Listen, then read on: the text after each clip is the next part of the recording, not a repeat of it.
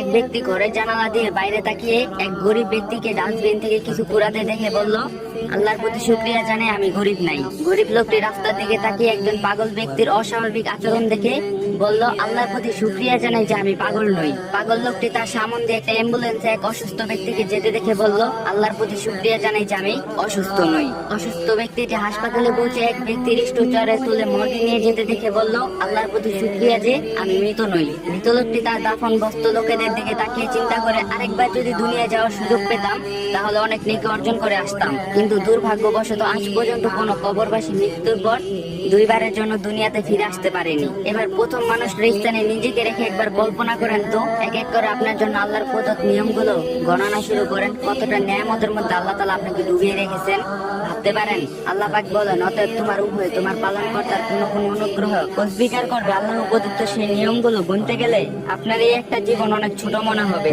তাই আসুন আমরা যে যার অবস্থা থেকে সবাই বলে আলহামদুলিল্লাহ। আর যদি ভিডিওটা ভালো লাগে অবশ্যই কপি লিংক করে দিবেন।